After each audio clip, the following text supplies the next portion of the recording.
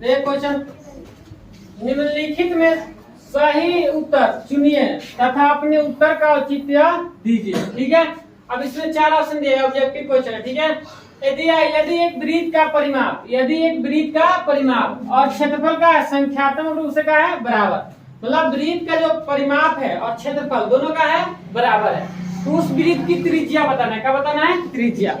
मतलब एक वृत्त की परिमाप और क्षेत्रफल दोनों का है बराबर।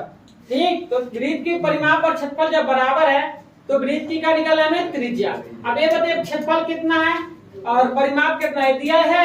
नहीं दिया है। तो परिमाप कितना है, क्षेत्रफल कितना है? नहीं दिया। ठीक है, लेकिन कह रहे त्रिज्या हमें बताइए। तो हमें पता है, ये चीज पता है कि वृत्त का परिमाप क्या होता है। क्या होता है वृत्त का परिमाप? 2πr। अब वृत्त का क्षेत्रफल। अब ये क्वेश्चन में कुछ दम है नहीं, एकदम इजी क्वेश्चन है। देखिए, अब एक क्वेश्चन में दिया वृत्त का परिमाप ना, वृत्त का परिमाप जो दिया हुआ लिख रहे हैं, वृत्त का परिमाप। ठीक है, और क्षेत्रफल का संख्यात्मक रूप से बराबर है। तो वृत्त का परिमाप बराबर है ना वृत्त का क्षेत्रफल के क्या है? बराबर। वृत्त का क्षेत्रफल समझ में आ रहा है?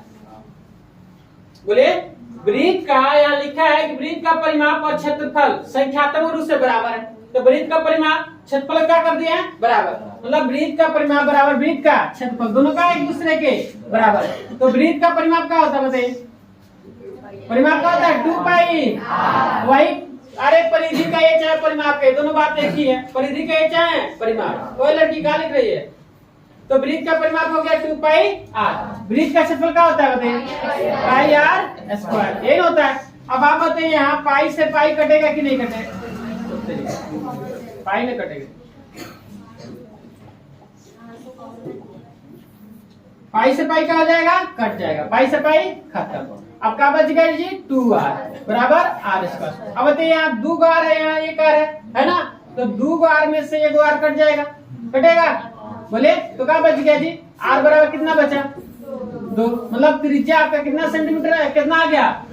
2। ऑप्शन नंबर कौन होगा? ए। बात समझ में आया? तो आपका त्रिज्या आ गया 2 मात्र। तो दिक्कत समझ में आया?